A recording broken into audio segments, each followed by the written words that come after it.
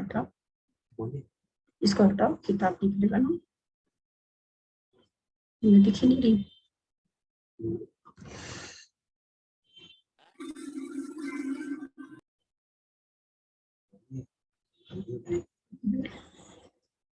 मैं दिख नहीं रही। हाँ, क्लास शुरू करते हैं। यहीं पर प्रणाम दीदी, सभी को जय जिनेंद्र। ये क्या हो गया? ए, बुलाइए तो उसको।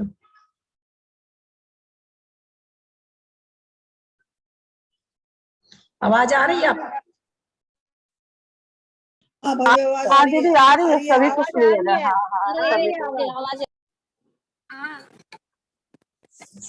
सादर प्रणाम ललिता भाभी को, सभी को जय जिनेंद्र। सबको सादर प्रणाम।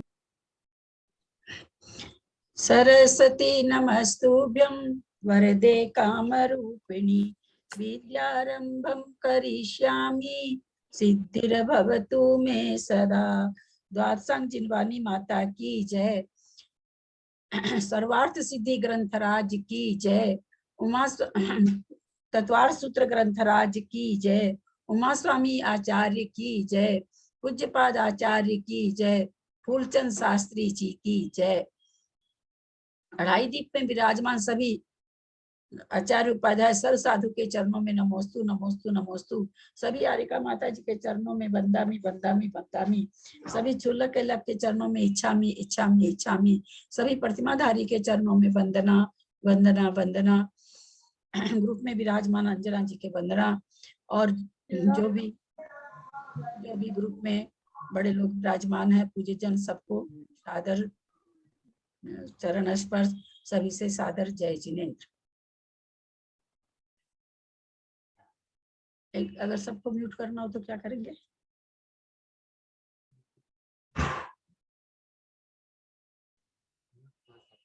हाँ, और फिर सबको खोल सकेंगे ना? नहीं, किसी को कुछ पूछना हो तो खोलेंगे ना लोग। हाँ, खोल लेंगे ना। ये हमको बताना कैसे करता है, सबको म्यूट कैसे करता है।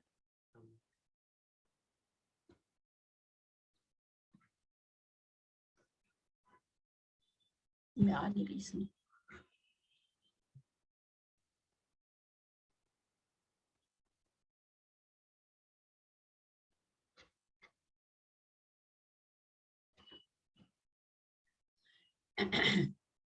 हम लोग सर्वार्थ सिद्धि का स्वाध्याय कर रहे हैं, जो उमा स्वामी जी के द्वारा रचित तत्वार्थ सूत्र पर सर्वार्थ सिद्धि नामक टीका है, पूज्य पाद आचार्य के द्वारा लिखी गई है। फूलचंद शास्त्री जी ने उसका हिंदी अनुवाद किया है।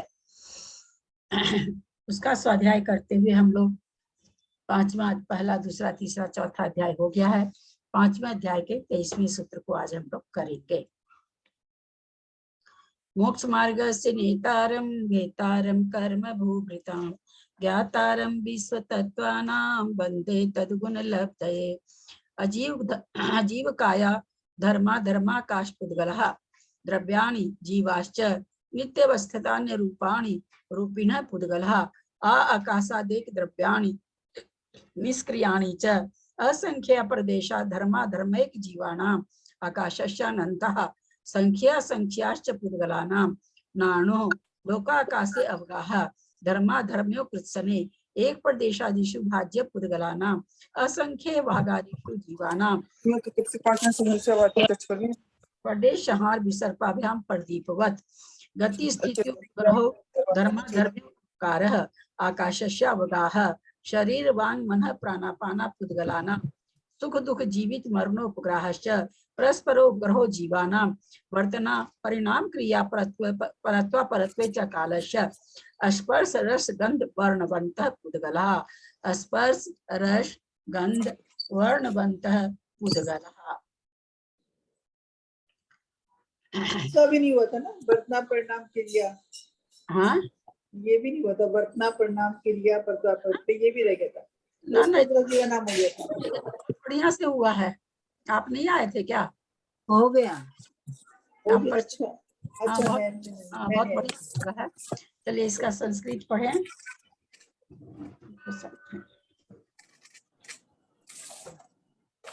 संस्कृत का उच्चारण करें जिनको करना है। स्पर्शते स्पर्शना मात्रम मात्रम बाह्य स्पर्श है। सोष्ठ विधि मृदु कठिन गुरु लघु शीतोष्ण स्निग्ध वृक्ष भेदात रस्यते रसन मात्रम बारस है। से पच विधि तिक्तामल कटु कम मधुर कषाय भेदात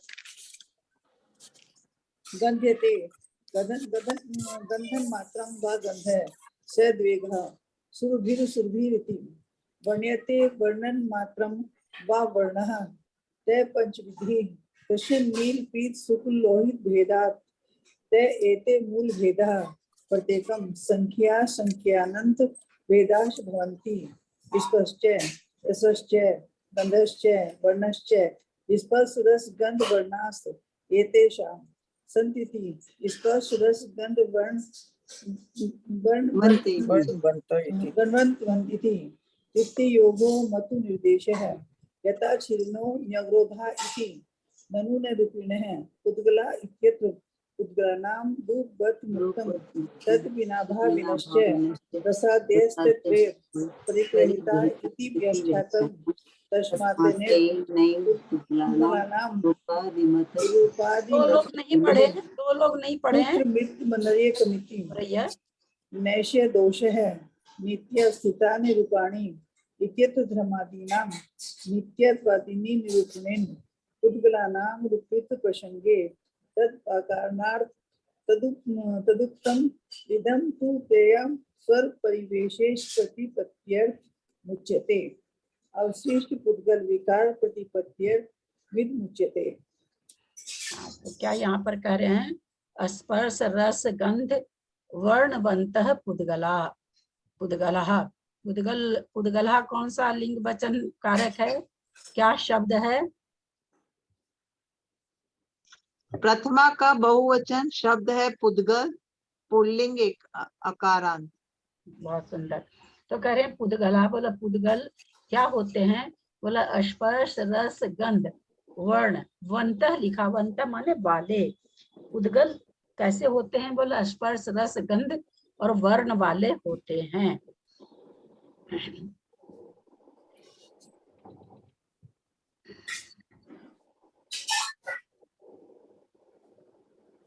जो स्पर्श किया जाता है उसे या स्पर्श नाम मात्र, स्पर्श मात्र को स्पर्श कहते हैं।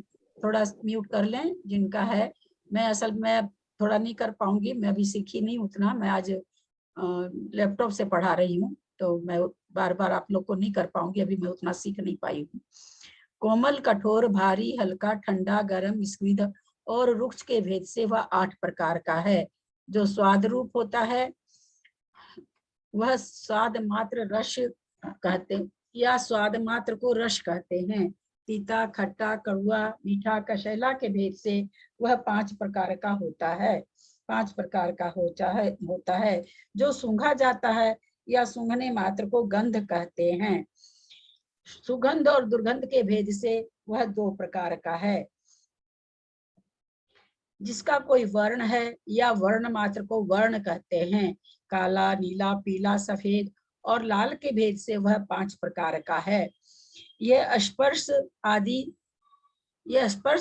आदि के मूल भेद हैं। वैसे प्रत्येक के संख्यात असंख्यात और अनंत भेद होते हैं। क्या कहना चाह रहे हैं कि भाई ऐसे तो ये जो 8 हमने नाम बताए हैं ये तो मूल हैं केवल, कि भाई 2 तरह की गंध होती है, 5 तरह का वर्ण होता है ऐसा। लेकिन वास्तव में देखा जाए तो ये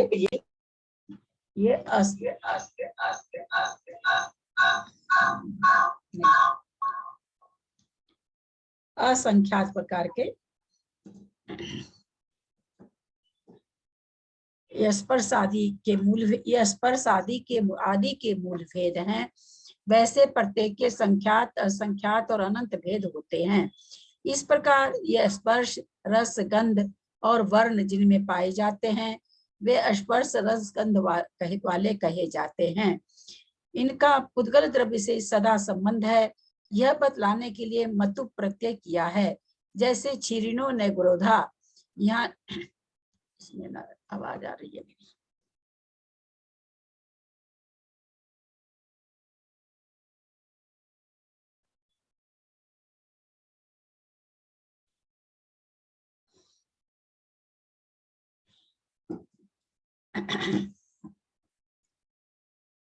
यहाँ नवरोध वृक्ष में दूध का सदा संबंध बतलाने के लिए नीनी प्रत्यय हुआ है, प्रत्यय किया है। उसी प्रकार प्रकृति में जानना चाहिए। शंका रूपिण पुद्गला, इस सूत्र में पुद्गलों को रूप वाला बतला आए हैं। शुरू का इस सूत्र है, पहले का ही तीसरा चौथा सूत्र है शायद। और रसादिक वहीं रहते हैं जहाँ रूप पाया जाता है, क्योंकि इनका परस्पर में सहचर नाम का अविनाभावी संबंध है। सहचर मतलब एक साथ चरण करने वाले, एक साथ रहने वाले। तो एक तो कहते हैं कि अविनाभावी संबंध है। जहाँ अपने पुद्गल के लिए कहा रूपी होता है, वहां पर रस भी ग्रहण हो गया। इसलिए रूप के ग्रहण करने से रसादि का ग्रहण हो ही जाता है, यह भी पहले बतला आए हैं। इसीलिए उसी सूत्र के बल से पुद्गल रूप आदि वाला सिद्ध हो जाता है। अतः यह सूत्र निष्फल है। समाधान, यह कोई दोष नहीं है, क्योंकि नित्यावस्थिता ने रूपाणी, इस सूत्र में धर्मादिक द्रव्यों का नित्य आदि रूप से निरूपण किया है। इससे पुद्गलों को अरूपित्व प्राप्त हुआ। अतः इस दोष को दूर करने के लिए रूपिण पुद्गला यह सूत्र दिया है। बोलो वहां जो हमने सूत्र दिया था, क्योंकि पहले सूत्र के बाद में दिया था नित्य अवस्था निरूपानी, नित्य है, अवस्थित है, अवस्थितानी है और अरूपानी है। ये द्रव्य कैसे हैं? बोला नित्य है, अवस्थित है, अरूपी है, रूपानी अरूपानी, अवस्थितानी अरूपानी। तो वहां पर सारे द्रव्य के साथ में पुद्गल को भी अरूपी बता दिया गया था। तो बोला उसको, उस दोष को दूर करने के लिए वहां पर हमने सूत्र दिया था रूपिण पुद्गला। परंतु यह सूत्र पुद्गलों के स्वरूप का विशेष का ज्ञान कराने के लिए कहा गया है। यहाँ पर पुद्गल का ज्यादा ज्ञान करा, विशेष ज्ञान कराने के लिए सूत्र दिया गया। अतः ये सूत्र का देना गलत नहीं है। अब पुद्गलों की शेष रही पर्यायों का ज्ञान कराने के लिए आगे का सूत्र कहते हैं। कुछ इसमें है किसी को आगे चले, नहीं तो कोई इसमें ऐसी बात थी नहीं, क्योंकि पुद्गल तो आंखों से दिखता है, इसलिए सबको समझ में आ जाता है। ऊपर वाले में कोई संधि विच्छेद था नहीं। शब्द बंध सौक्षम्य स्थौल्य संस्थान भेद तमश्छाया तपोद्योतवन्तश्च। शब्द बंध सौक्षम्य स्थौल्य संस्थान भेद तमश्छाया तपोद्योतवन्तश्च। शब्द बंध सौक्षम्य स्थौल्य संस्थान भेद तमश्छाया तपोद्योतवन्तश्च। अब यहाँ पर लोग ध्यान देंगे कि कहीं पर संधि है क्या। शब्द में कोई नहीं, बंध में कोई नहीं, सौक्षम्य में कोई नहीं, स्थूल्य में कोई नहीं, संस्थान में कोई नहीं, भेद में कोई भी संधि नहीं। तमश्छाया, यहाँ पर तालब आधा आया है, उसका तमह हो जाएगा, तमह। भेद तमह नहीं, कुछ और है क्या, इसमें दिख ही नहीं रहा है हमको लगता है। तालब सा है कि च है, वहां क्या है? तमश्छाया, हाँ तालब है दीदी, वहां पे च नहीं है, आधा श है, आधा श है, है। हाँ हाँ, शरीफे वाला श है आधा, शरीर वाला श है। हाँ तमश्छाया।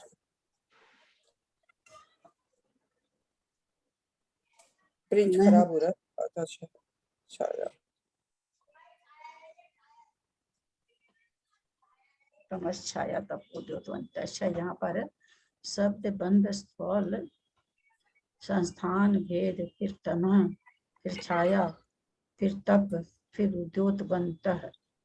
तप तप बना उद्योत, हाँ तपोपत, हाँ तपपत, तप और उद्योत है हाँ बाकी। हाँ तप होगा। हम कुछ और खोज रहे हैं कि इसमें बीच में विसर्ग देने का क्या कारण रहा।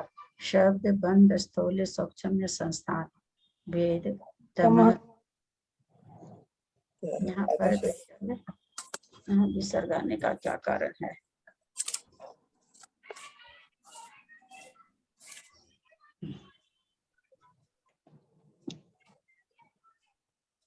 संस्कृत कहाँ से है?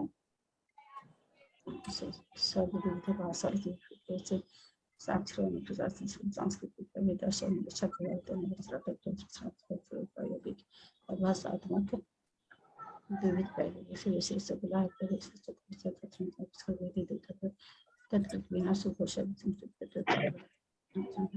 वंश संख्या इसमें ऐसा कुछ आया नहीं, भेद अच्छा नीचे है।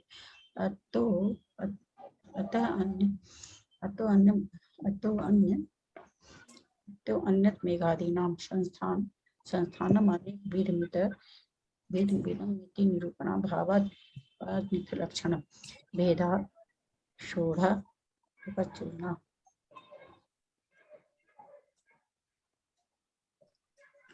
वहाँ क्या होना चाहिए? भेद तम अच्छा है, लेकिन यहाँ पर विसर्ग क्यों बीच में क्यों विसर्ग है? है नहीं वो पकड़ में नहीं आ रहा। नहीं शर्त तो ठीक है, नहीं किताब में विषय है, किताब में विषय। हाँ यहाँ पर बीच में बाद में सीधे बहुवचन क्यों नहीं किया, हमको ये नहीं पकड़ में आ रहा। भेद तमः छाया आतप उद्योत, ऐसा भी कुछ नहीं है। तम आतप उद्योत नहीं पकड़ में आ रहा है। यहाँ बीच में कितना चला ना ललिता जी, तमः है। हाँ तमः है, राम की तरह चल गया ना, राम है। अरे वो थोड़ी उसमें वो थोड़ी खोज रहे हैं। बीच में इनको विसर्ग देने की जरूरत क्या आ गई? जरूरत नहीं आनी चाहिए थी इसको। तमः ही तो बोल रहे हैं आप कि तमः में विसर्ग क्यों है? तो विसर्ग नहीं आना चाहिए था। तम थोड़ी होगा तो तम थोड़ी होगा। तम नहीं होगा, च हो जाना चाहिए, तालब श नहीं होना चाहिए। मतलब वहां पर विसर्ग की जरूरत नहीं है। सारा करने के बाद में इनको बहुवचन देना चाहिए था। तो कुछ होगा नियम, मेरे ग्रंथ नहीं गलत है, मैं ही गलत हूँ। मैं और दूसरी पुस्तक में देख रही हूँ कि मेरे को थोड़ा विश्वास नहीं आ रहा। पंचम अध्याय तमस ही है, तमश्चाय तपोदोत्वन्तश्च। चलिए ठीक है, जो है वही।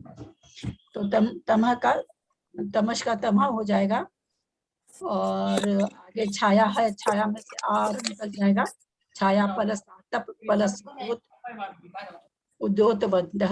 आप लोग म्यूट खुद करके रखें इस बार, क्योंकि अभी हम इतना नहीं सीखे हैं इसमें सबको म्यूट करने का। आप लोग रखें म्यूट करके।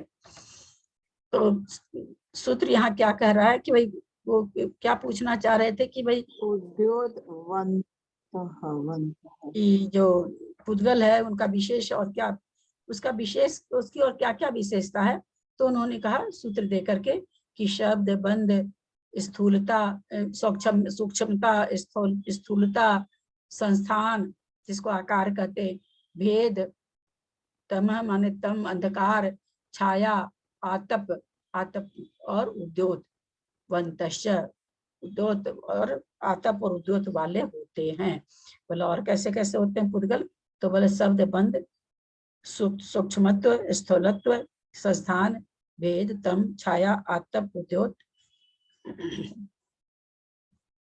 क्यों नहीं हंस सक रहा है? बुलाइए उसको।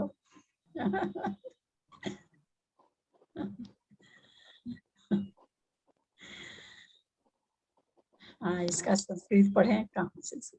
ये ललिता जी वंतः का क्या मतलब निकला? हाँ वंतः वाले वाले वंतः मतलब वाले होते हैं। हाँ चलिए संस्कृत पढ़िए, सबको म्यूट। मैं पढ़ूं? पढ़िए जिनको भी पढ़ना। म्यूट उसको बुलाइए, करना सीखे हम। शब्दों द्विविधः भाषा लक्षणों विपरीतश्चेति। भाषा लक्षणों द्विविधः साक्षरो अनक्षरश्चेति। अक्षरीकृत शास्त्राभिव्यंजक है। संस्कृत विपरीत वेदाधार्य म्लेच्छ व्यवहार हेतु। अनक्षरात्मको द्विंद्रियादि नामातिशय ज्ञान स्वरूप प्रतिपादन हेतु स एष सर्वः प्रायोगिक है। अभाषात्मको द्विविध है। प्रायोगिको वैश्रिसिकश्चेति। वैश्रिसिको वलाहकादि प्रभव है। प्रायोगिकश्च चतुषा तत्वितत् घन सौशीर्भेदात्। तत्र चर्म तनन निर्मित पुष्कर भेरी दर्दुरादि प्रभवस्ततः है। तंत्रीकृत वीणा सुघोषादि समुद्भवो विततः है। ताल घंटा लाल नाद्य विघात जो घन है। वंश शंखादि निमित्त है। सौशिर है। बंधो द्विविध है। वैश्रसिक प्रायोगिकश्च पुरुष प्रयोगानपेक्षो वैश्रसिक है। तद्यथा स्निग्ध रुक्षत्व गुण निमित्तो विद्युत उल्का जल धाराग्निंद्र धनुरादि विषय है। पुरुष प्रयोग निमित्त प्रायोगिक है। अजीव विषयो जीवाजीव विशेष चेति विधा भिन्न है। तत्रा जीव विषयो जतु काष्ठादि लक्षण है। जीवाजीव विषय कर्म नो कर्म बंध है। सूक्ष्मम्य द्विविधम अनंत्यमापेक्षिकम च तत्रान्त्यम परमाणुनाम आपेक्षिकम विल्मामलपदरादीनां स्थौल्यमपि द्विविधमन्त्यमापेक्षिकं चेति। तत्रान्त्यं जगद्व्यापिनी महास्कंदे आपेक्षिकं भद्रामलक बिल्वतालादिषु संस्थानमाकृतिः तत् द्विविधम् इत्थं लक्षणं नित्यं लक्षणं चेति। व्रत चतुरस्रायत परिमंडलादि नामित्थं लक्षणम् अतोन्यन्मेघादीनां संस्थान में वितमिति निरूपणाभावात् नित्यं लक्षणम्। भेदाशोढ़ा उत्कर चूर्ण खंड चूर्णिका प्रतरा अणुचटन विकल्पात् तत्रोत्तरः काष्ठादीनां करपत्रादिभिरुत्करणं चूर्णो यवको धूमादीनां सत्तुपणिकादि घंटादीनां कपाल शर्करादिः चूर्णिका महाश्मुद्रादीनां प्रत्रो प्रपत्रादीनां अणुचट्नं संतप्ताय पिंडादिषु अयो जनादिभिर्हि अन्यमानेषु स्फुलिंग निर्गमः। तमो दृष्टि प्रतिबंध कारणं प्रकाश विरोधी छाया प्रकाशावरण निमित्ता सावेदा वर्णादि विकार परिणता प्रतिबिंब मात्रात्मिका चेति आदित्यादि निमित्त उष्ण प्रकाश लक्षण है। उद्योत चंद्रमणि खद्योतादि प्रभव प्रकाश है। तय एते शब्दादय उद्गल द्रव्य विकाराः तय एषां संतीति शब्द बंध सूक्ष्म स्थूल्य संसान भेद तमश्चाया तपो द्योतवन्तः उद्गला इत्यपि संबध्यते च शब्देन नोदनाभिघातादयः उद्गल परिणामा आगमे प्रसिद्धाः समुच्चीयन्ते।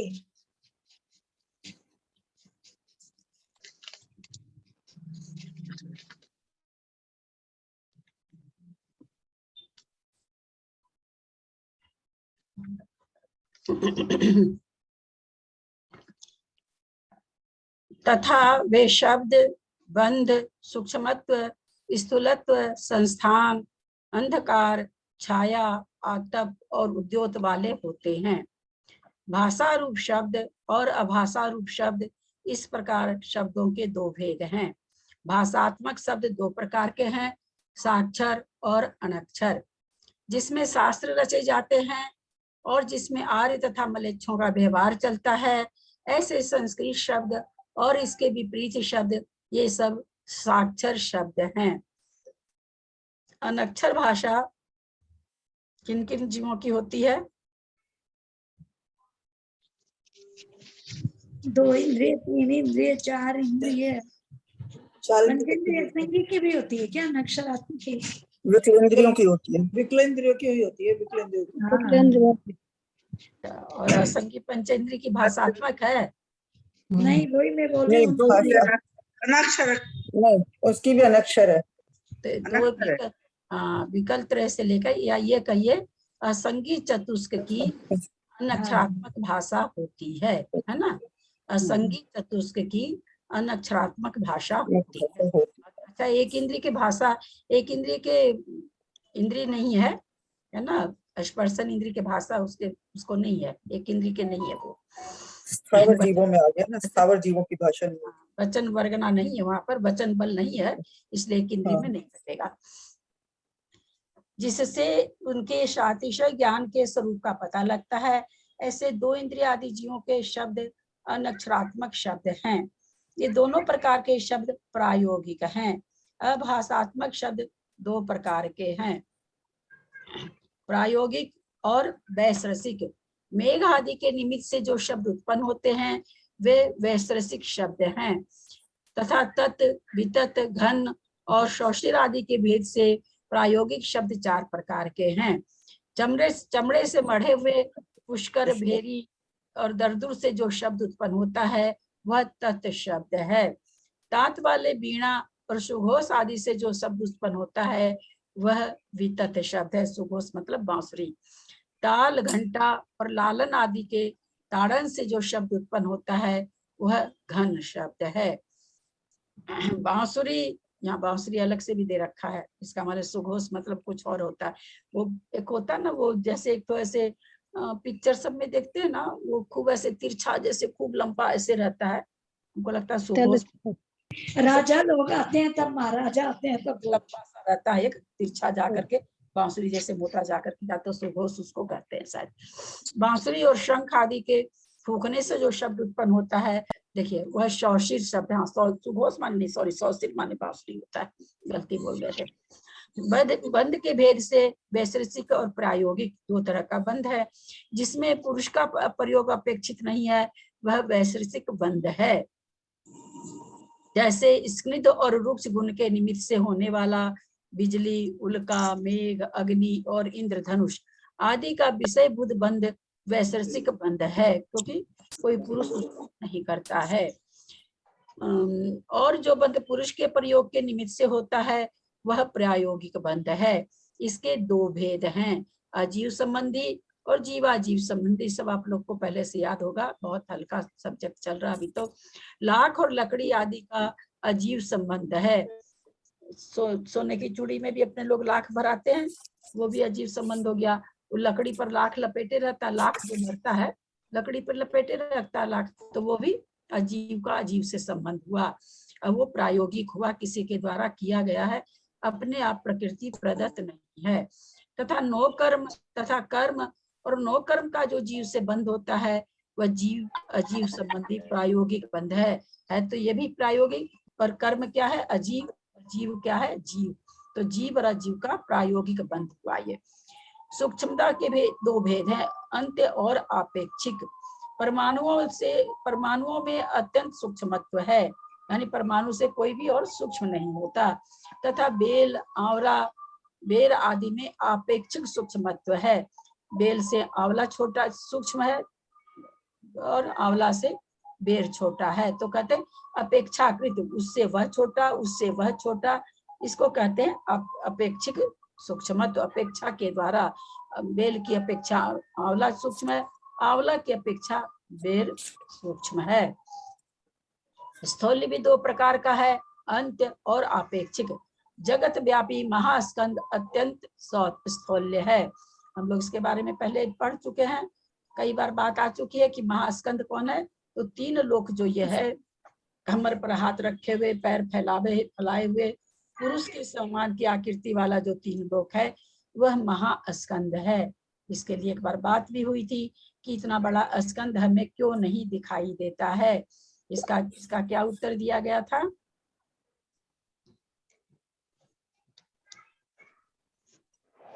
सूक्ष्म परमाणुओं से बना हुआ है इसमें। सूक्ष्म परमाणुओं का स्कंद है तो हमें नहीं दिखाई देता है।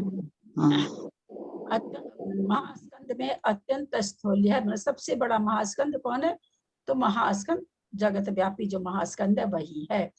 तथा बेर, आंवला और बेल आदि में अपेक्षिक स्थूल्य है। सूक्ष्मत्व में तो पहले बेल दिए, फिर आंवला दिए, फिर बेर दिए, और जहाँ स्थूल बताएंगे अपेक्षाकृत वहां पहले बैर दे देंगे, फिर आंवला, फिर बेल आदि में। तो एक दूसरे से हम क्या कहेंगे? बेर से आंवला ज्यादा स्थूल्य है, आंवले से बेल ज्यादा स्थूल्य है। और सबसे बड़ा स्थूल्य कौन सा है? महास्थूल्य, जिसको महास्कंद कहते हैं। तो महास्कंद अत्यंत स्थूल चीज कौन है? सबसे बड़ी स्थूल चीज है तो कहते हैं महास्कंद है। संस्थान का अर्थ आकृति है। इसके दो भेद हैं, इत्थम लक्षण और अनित्थम लक्षण।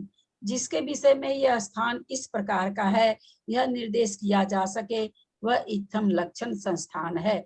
जैसे किसी का संस्थान देख के बताया जा सके कि भाई इसका, चाहे हम एक आकृति भी खींचते हैं कॉपी के ऊपर, चौकोर खींचते हैं तो हम कह देते हैं रेक्टेंगल है। चारों कोना बराबर अगर हो, चारों भुजा बराबर हो तो कह सकते हैं वर्गाकार है। और हम लोग ये भी जानते हैं कि तीन भुजा वाला तो त्रिभुज है।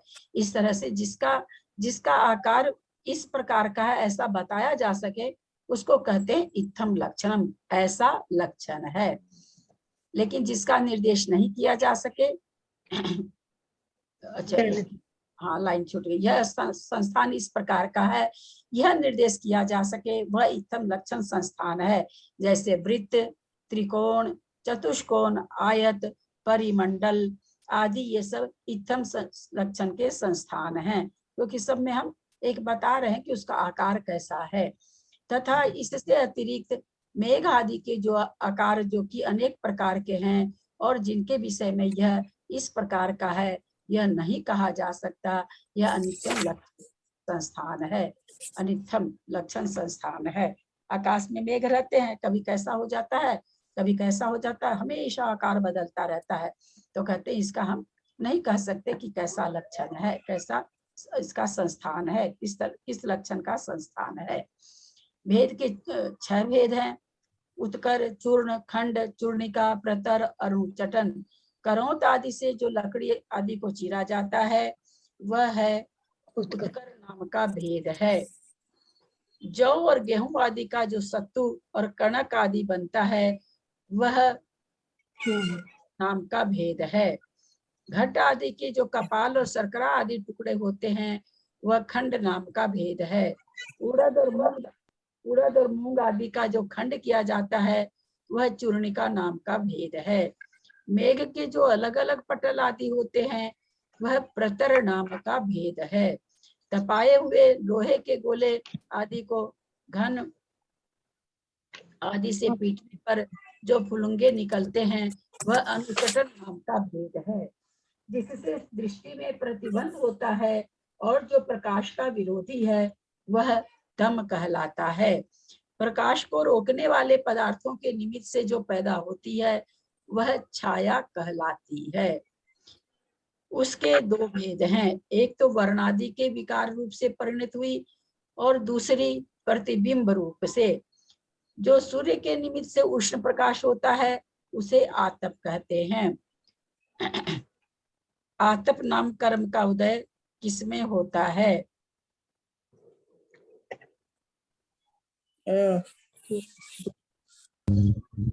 पावर का नहीं, आतप नाम कर्म का उदय वो एक इंद्रिय में होता है। एक इंद्रिय में होता है। सूर्य के विमान में पुद्गल मतलब सूर्य के विमान में, सूर्य में होता है। आतप नाम कर्म उद्योग का चंद्रमा में। ऐसा है क्या? सूर्य का आतप का सूर्य में और उद्योग का चंद्रमा में। सही जवाब दें, बहुत लोग हैं ग्रुप में, सही जवाब दें। दीदी सूर्य के प्रकाश में जो उद्योत उष्णता के होती है सूर्य उसे आतप कहते हैं दीदी। क्या पूछ रहे नहीं, हैं? सूर्य में उद्योत का होता है और चंद्रमा में आतप का। ओहो, नहीं, गलत बोल रहे हैं। सूर्य के पूछ रहे हैं? प्रकाश में तो शीतलता होती है। सूर्य विमान में जो पृथ्वी का एक जीव है विमान में, उनमें आतप नाम कर्म का उदय होता है। सभी एक इंद्रिय में नहीं होता है। पृथ्वी का एक जीवों में आतप नाम कर्म का उदय होता है।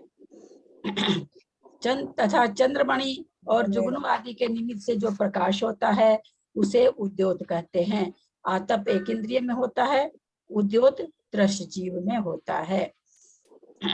ये सब लेकिन त्रियंच में, उद्योत त्रियंच गति में, त्रियंच गति तो एक इंद्रिय भी है। पृथ्वी काई वगैरह सब स्थावर होते हुए भी मनुष्य त्रियंच नारकी तो है नहीं, तो सभी तो एक इंद्रिय भी त्रियंच में ही आ जाते हैं। पर उद्योत एक उदय नहीं होता, दो इंद्रिय में होता है। इसलिए चंद्रमा में कोई उदय नहीं होता, सूरज में कोई उदय नहीं होता। ये सब वो तो देव हैं। वे सब शब्दादि उद्गल द्रव्य के विकार पर्याय हैं। इसलिए सूत्र में उद्गल को इन शब्द, बंध, स्वक्षम, स्थूल, संस्थान, भेद, तम, छाया, आतप और उद्योत वाला कहा है। सूत्र में दिए हुए च शब्द से नोदन, अभिघात आदि जो नोदन है, तब से नोदन, अभिघात आदि जो पुद्गल की पर्याय आगे में प्रसिद्ध है उसे ग्रहण करना चाहिए। नोदन लिखा हुआ है क्या? नोदन क्या होता है? संस्कृत में भी नोदन है। हाँ? नोदन लिखा है, नोदन है संस्कृत में भी। संस्कृत में भी नोदन। नोदन आदि सब नोदन, अभिघात आदि जो नोदन, अभिघात मतलब तो पीटना होता है किसी चीज को।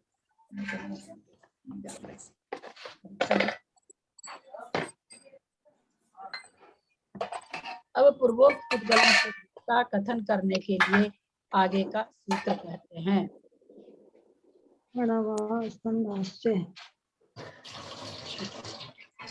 उक्तानाम उद्गलानाम भेद प्रदर्शनार्थ आवाज आ रही है? सुमन जी बंद कर लीजिए प्लीज। निशा जी, दोनों की में बहुत आवाज आ रही है। मेरी आवाज तो नहीं आ रही। नहीं, खुला हुआ है आपका भी, खुला हुआ है। गटगट की आवाज आ रही है, खुला हुआ है आपका भी। और सुमन जी अन्वः स्कंधाश्च, अन्वः स्कंधाश्च, अन्वः स्कंधाश्च।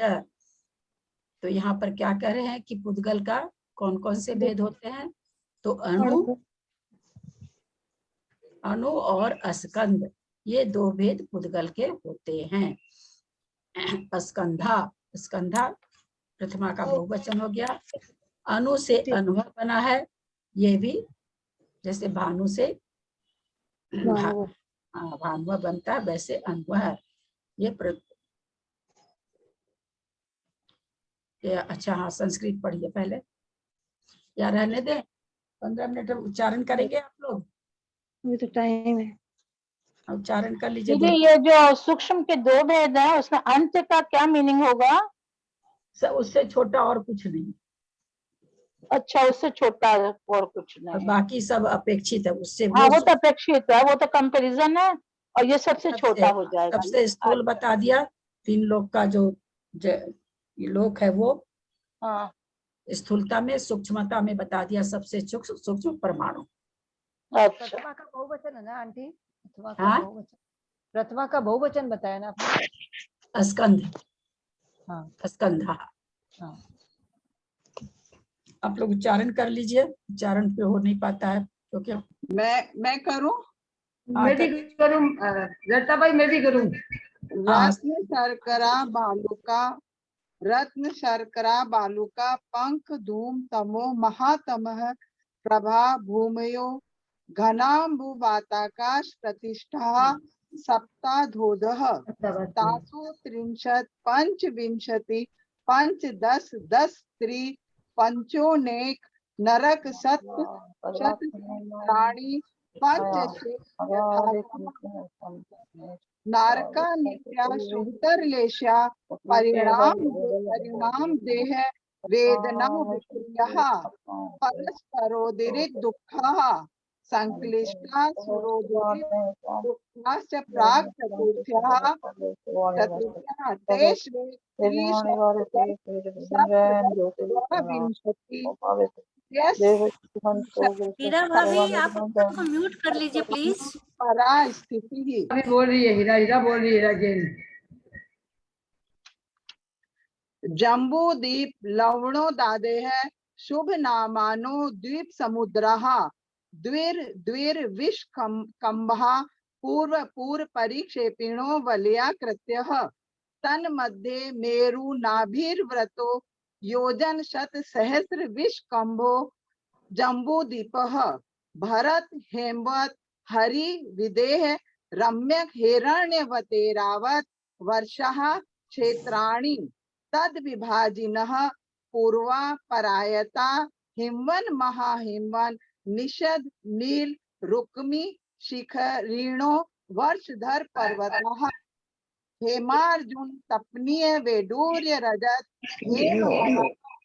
मणि विचित्र पार्श्वा उपरि मूले च तुल्य विस्तारः पद्म महापद्म तिगिच केसरी महापुंडरी पुंडरीका हृदास तेषामुपरि प्रथमो योजन तदर्थ विष्णु हृदय 10 योजनावगाः तन्मध्ये योजनम पुष्करम तद द्विगुणा हृदः पुष्कराणि च तन्निवासिन्यो देव्यः श्री री घृति कीर्ति बुद्धि लक्ष्म्यः पल्योपम स्थितियः ससामानिक परिषत्काः गंगा सिंधु रोहित रोहिताशा हरित धरी कांता सीता सीतोदा नारी नर कांता सुवर्ण रूप्य कूला रक्ता रक्तोदाः सरितस तन्मध्यगाः द्योर देवः पूर्वः पूर्वगाः शेषास त्वपर्गाः चतुर्दश नदी सहस्र परिव्रता गंगा सिंध वादयो नद्यः भरतः षड्विंशति पंच योजन शत विस्तारः षट चैकोन विंशति भागा योजनस्य तद द्विगुण विस्तारा वर्षधर वर्षा विदेहांतः उत्तरा दक्षिण तुल्यः भरते रावतयोर वृद्धि रासौ षट सम्याभ्या मुत सर्पणीय व सर्पणीभ्याम ताभ्यामपरा भूमयो वस्थितः ताभ्यामपरा भूमयो वस्थितः एक द्वि त्रि पल्योपम स्थितियो हेमवतक हरिवर्षक देवकुर्वकः तथोत्तरः विदेहेषु संख्येय कालः भरतस्य विष्कम्भो जम्बूद्वीपस्य 90 भागः द्विर्घातकी खंडे पुष्करार्धे च प्रांग मानुषोत्तरान् मनुष्यः आर्यामलेच्छाश्च भरते रावत विदेहा कर्म भूमियोऽन्यत्र देवकुरुत्तर कुरुभ्यः न स्थिति परावरे त्रिपल्योप मांतर मुहूर्ते तिर्यक योनि जानाम च इति तत्वार्थ सूत्रे मोक्ष शास्त्रे 3य अध्याय समाप्त है। रीता भाई मैं बोलूं? मैंने भी नहीं सुना है वैसे 3 अध्याय तो। मैं बोलूं? हाँ किसी को कुछ गलती लगा क्या? हाँ, आवाज नहीं आ रही है? आवाज नहीं आ रही है क्या? आ रही है किसी को किसी को कुछ गलती लगा?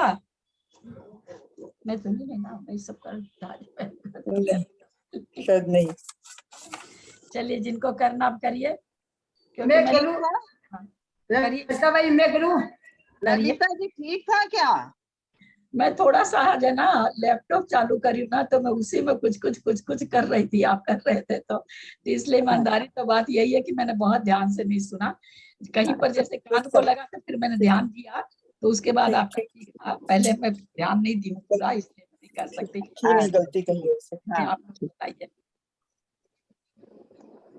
मैं बोलूं इतना लड़ता भाई। बोलिए ना, बोलिए।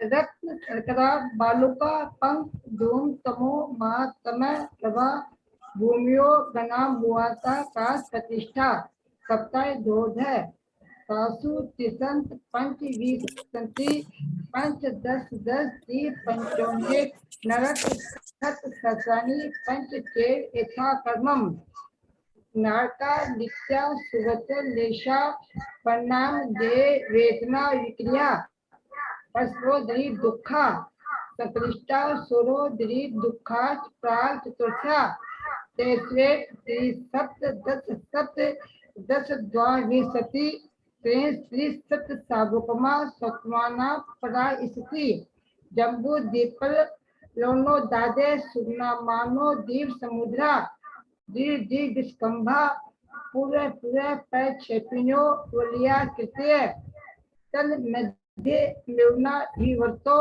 योजन सत सहस्र विस्कंभो जम्बू दीप भरत हेमवत हरि विजय सम्यक हैन्यवती रावत वशा क्षेत्राणि तदि भाजिना पूर्वा प्रायता हिम वनम मा हिम वनम निषद नील रुकिम सिटिनो बर्जर प्रवर्ता हेमार्जुन तपनीय वेडियो रजत हेम्या मणि विचित्र पार्सा कोपरी मूल्य चतुल्य विस्तारा पंच पदम महापदम निकीच केसरी महापुंड्रिक पुंड्रिका वेदास तेसा मुप्री पद्मो योजन सश्रया मस दर्द विष्कंपो हृदय 10 योजना वघा तन मध्य योजनम पुष्करम तद दुगुना हृदय पुष्करानी च तन निवासियों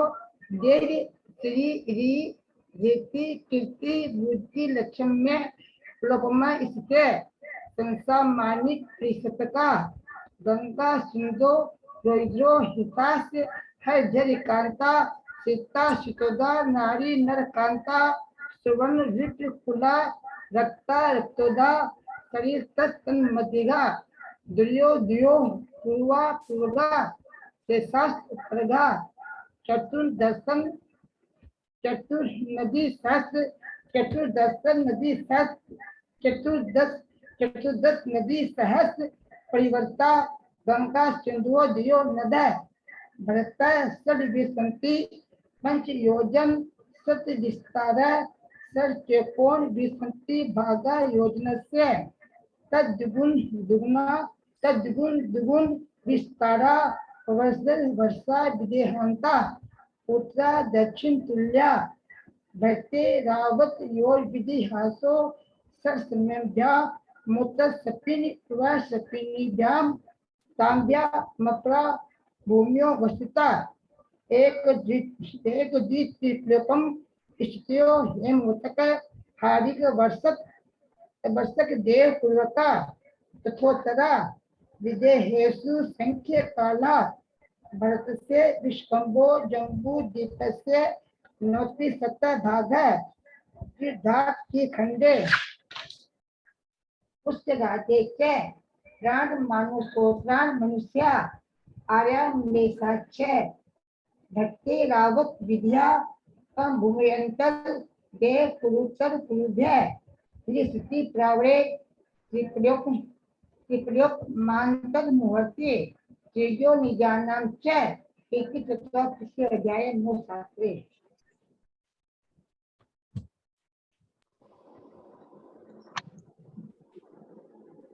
बताइए लोटा भाई। श्रोतागण बोलिए। मैं बोलती हूँ। एक तो ये सिंधु को सिंधो पढ़ा इन्होंने। नहीं वैसे सिंधु तो गंगा सिंधु पढ़ा आपने। एक तो आपने कहीं पर वो तो खैर इनका हुआ होगा विंशति को विसंति, तो हाँ विसंति गलत विसंति हाँ विसंति सब जगह पढ़ी है जो वास्तव में गलत है। और दूसरा विसर्ग का उच्चारण बहुत अच्छा नहीं था, कहीं पर भी विसर्ग का उच्चारण तो अच्छा नहीं था। बाकी इन्होंने बहुत तरक्की की है। बहुत अच्छा पढ़े। 9वें सूत्र में मेरुना बोल दिए, मेरु की जगह मेरु नाभिर वृत्तो है तो मेरुना बोल मेरुना दिए। नहीं, मेरुना विरतो, मेरुना मेरु लिखा हुआ है। नाभिर वृत्तो। हाँ और मेरु तन्मध्य मेरु नाभि विरतो। हाँ और एक 11वें श्लोक में क्या हिमवनम बोल दिए। हाँ कुछ भाजना पूर्व प्रायता हिम माँ हिम वन परिषद हाँ, हाँ। और एक 16वें में भी ना, सिकिनो बजर पर्वता।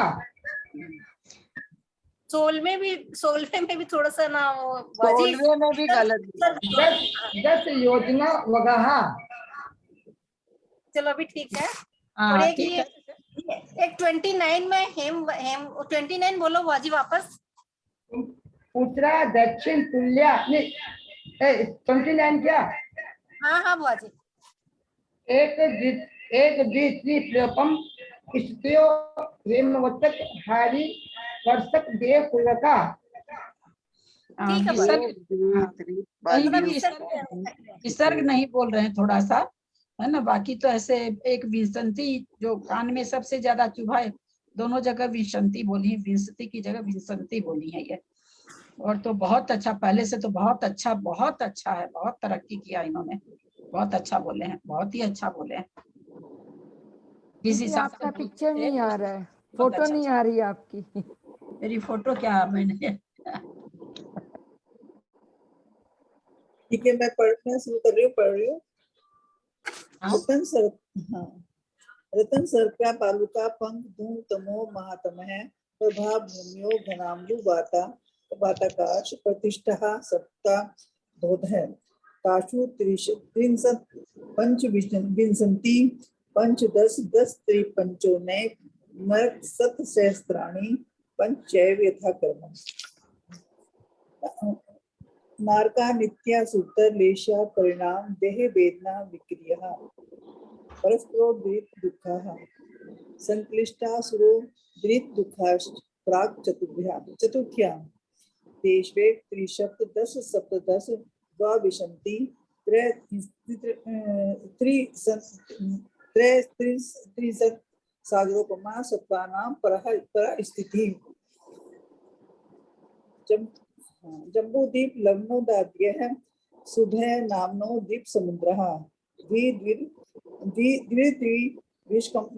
द्विर्विष्कम्भा पूर्व दक्षिणो गलिया है तन्मध्ये मेरुनाभिवर्तो योजने सत सहत विष्कम्भो जम्बू द्वीप है तत् भर्त हेमवत हरि विदेह रम्यक हैरण्यवत्य नहीं, ये भर्त हेमवत हरि विदेह रम्यक हैरण्यवते बेतई रावत वर्षः क्षेत्राणि तद विभाजन है पूर्वप्रायता हिमवन महाहिमवन निशत नील बुद्धि शिखरणो ब्रजधर पर्वतः मणि विचित्र पार्श्वा उपरि मूले च तुल्ये विस्तारः पदम महापदम तिगिच केसरी महापुंडरीक पुंडरीका प्रदास्तेषाम् उपरि 10 प्रथमो योजन सहस्रायाम तदर्थ विष्कम्भो हदः 10 योजनावगः तन्मध्ये योजनम पुष्करम द्विगुणा हृदा पुष्कराणि च तन्निवशन्यो देव्यः श्री ह्रीं कृतिं कृति बुद्धि लक्ष्मी है पल्योपल्यपम स्थित्यः स सामान्यिक परिस्तकः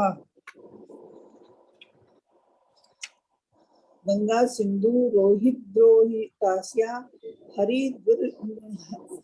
हरिकांता सीता सीता दो नारी नरकांता स्वर्ण रूप्य कुला रक्ता रक्तोदः सैतस तन्मध्यगः वेयो पूर्वः पूर्वगः शेषताव परगः चतुर्दश नदी सहस्त्र परिवर्ता गंगा सिंधु वादयो नद्य भरत है षड्विंशति पंचयोजन सत विस्तार है सठ चैकोन विंशति भागा योजनस्य तद्विगुणा द्विगुणः विस्तारा द्विगुण विस्तारा बरस्ध वर्षा विदेहान्तः भर्तेरावत इंद्रियो विवृद्धि हाशो षट सम्याभ्या मुत्सर्पणेभ्यां ताभ्यां परा भूम्यो वस्थितः एक द्वि त्रि पर्यपम स्थितियो हेम वतक हरिवर्षक देव पूर्वकः तथोत्रः विदेशु संख्ये कालः भरतस्य विस्कंभो जम्बूदीपस्य नवति सप्तभागः दीर्घाति खंडे पुष्पार्धे च प्राग मनुष्योत्रान मनुष्या आर्या मलेच्छाश्च भर्तेरावत विदेहा कर्म भूम्यो नेत्र देव उत्तर कुरुभ्य नृस्थिति प्रावरे तिव्योपम मान मुहूर्ते त्र्यक योनिजा नामतः च इति तत्वार्थ सूत्रे तृतीयोऽध्यायः। बोले श्रोतागण 12 और 26 दो लाइन नहीं बोली, बोले ही नहीं उन्होंने बात। 2 लाइन नहीं 14 नंबर में 6 नंबर में और 14 नंबर में 6 में द्वा विंसति की जगह द्वा विसंति बोल दिए त्रियस्तिंसत भी नहीं बोला। और 14 नंबर में पदम पदम बोल रहे थे पद्म की जगह।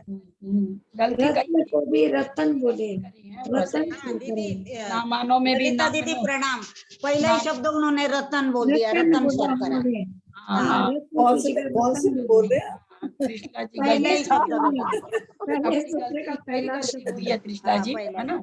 कई गलती से निकल गया होगा। हाँ रत्न, ठीक है, रत्न बोलना चाहिए था, रत्न बोल रहा हूँ। नामानों में भी नामनो बोली है आप। कई गलतियां छोटी छोटी तो कई गलतियां हुई है। अवगाह भी गलत बोला था, दश योजना बना। हाँ 10 नंबर और 2 सूत्र भी छोड़ दिए। द्वयोर द्वयोः भी गलत बोला था शायद। हाँ कई जगह गलती, कई जगह हुई है थोड़ी। कौन सा? द्वयोर द्वयोः कई जगह गलती होने से ना आदमी कर नहीं पाता है। 1 2 3 तो रहती है तो क्या होता है, हाईलाइट हो जाती है। कई गलती कोई बात नहीं, अगर गलती नहीं पता लगेगी तो सीखेंगे कैसे? अच्छी बात है, पता लगे ना। और आप 2-3 सूत्र भूल ही गए बोलना। 12 नंबर भी बोला, कौन सा 29 बोलना भूल नंबर गए? भी बोलना ही भूल गए आप। 11 के बाद 13 बोला था सीधा। अच्छा ये नहीं बोला हेमार्टून तक में धीरे धीरे बोल रहे थे, धीरे बोल रहे थे एकदम। 27वां सूत्र भी गलत बोले, 28वां भी गलत बोले। 26वां एक मिनट दोबारा बोल दी, 27 और 28 दोबारा बोलती है ना।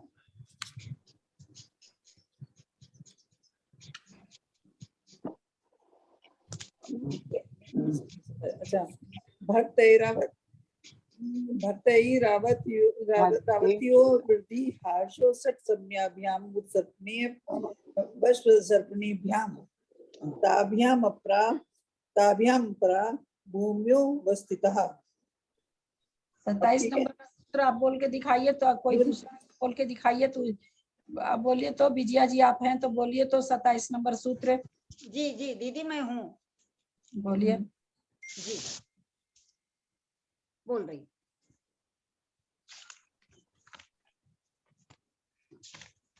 सत्ताईस नंबर बोलू क्या सिर्फ? हाँ भर्तई रावती वाला। हाँ रावतियों। जी जी भरतैरावतयोर वृद्धिरासौ षट समयाभ्याम उत्सर्पिण्य वसर्पिणीभ्याम। ठीक बोला दीदी? भरतैरावतयोर वृद्धिरासौ षट समयाभ्याम। हाँ मैंने वृद्धियों के बाद में रहने लगाया। मैं समझ गई, भरतैरावतयोर रहने लगाया था मैंने बाद में। भरतैरावतयोर वृद्धि हाशो षट सम्याभ्याम सर्पणीभ्याम। ये गलती था मेरा, मैंने नहीं लगाया। नहीं आपका षट सम्याभ्या ये बहुत ये गलत बोल रही हैं आप।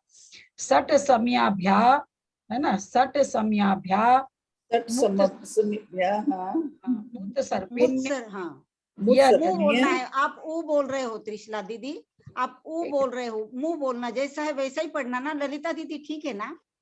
हाँ षट सम्याभ्या षट सम्याभ्या मुक्त सर्पिण्य सर्पिण्य। हाँ मुक्त सर्पिण्य सर्पिण्य सर्पिण्य, अच्छा सर्पिण्य, मुत हाँ सर्पिण्य, सर्पिण्यम, सर्पिण्य और वह नहीं बोलना सर्पिण्य, है। हाँ हाँ नहीं नहीं, सर्पिण्य, हाँ समझ हाँ बात का वह नहीं बोलना है, हाँ, मुत वो सर्पिण्य, यह बोलना है, वह नहीं बोलना है। हाँ मुत सर्पिण्य व सर्पणी भ्याम। मुत सर्पिण्य, सर्पिण्य ये गलत हो रहा, ना मुत ना, गलत। सर्पिण्य सर्पिणी भ्याम, हाँ, वो बहुत गलत बोल रही है। मुत सर्पिण, हाँ, अभी भी गलत मुत ही बोल रहे हैं। सर्पिणी, हाँ मुत थोड़ा बोलना है, आधा लैंग्वेज में नहीं जो बोल बोलने पा की रहे आदत हैं। पड़ी हुई है ना, सब तुझे पढ़ते हैं बोलने की आदत पड़ी हुई है, तो बस वही पढ़ा मुत अरे सर्पिणी, आधा पूरा बोल रही है ना। मुत सर्पिण्य, मुत न को सर्पणीय, यह जोड़ के बोलो, ये न सर्पणीय को बोल यह रहे जोड़ हैं। के बोलो, न्य। मुत हाँ, न को सर्पणीय, यह जोड़ना है। मुत्सर्पिण्य व सर्पिणी भ्याम। मुत सर्पणीय, सर्पणीय, जवानी जीभ नहीं चली, मुत जीभ नहीं सर्पणीय पलट रही है। सर्पणी भ्याम, इनकी जीभ नहीं पलट नहीं, रही थोड़ा है। गलत ही हो रहा है, थोड़ा जीभ नहीं गलत हो रहा पलट रही है। है, आप शांति से देख के अच्छे से बोलेंगे और दीदी ने जो बोला है ना उसकी रिकॉर्डिंग सुन लेंगे तो बहुत सही हो जाएगा वो। नहीं जीभ नहीं पलट रही है, मतलब हाँ, हो समझ जाएगा, गई हो हो गए। जाएगा, हो जाएगा, आते आते ही आएगा ना, मुत उच्चारण कहीं सर्पिण्य देखने में व टाइम सर्पणी लगता है। भ्याम। चलिए ठीक है, अब 8-5 हो गया। जिन बानी स्तुति करें जिनको करनी है।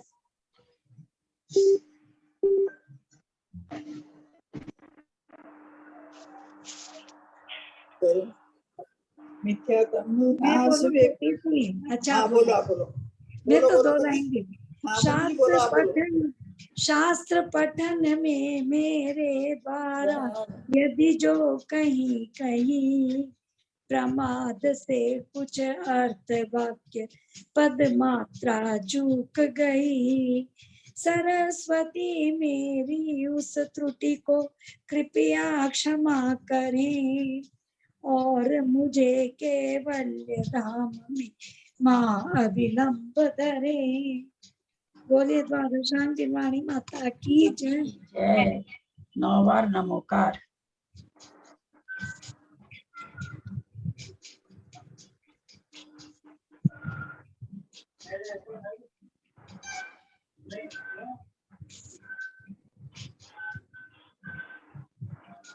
सभी बड़ों को सादर चरण स्पर्श। अंजना देवी जी, अंजना देवी को वंदना। बड़ों का प्रणाम। जय जिनेंद्र, सबको जय जिनेंद्र। सबको जय जिनेंद्र। प्रणाम आंटी, सबको जय जिनेंद्र।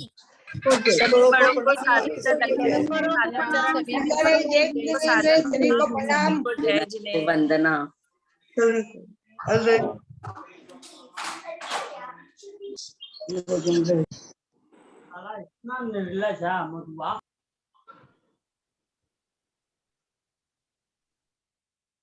एंड कर रहे हैं।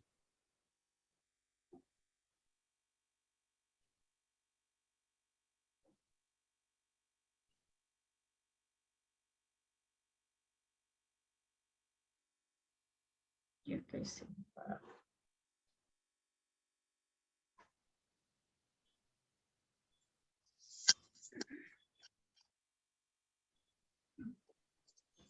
आई गिरा करना,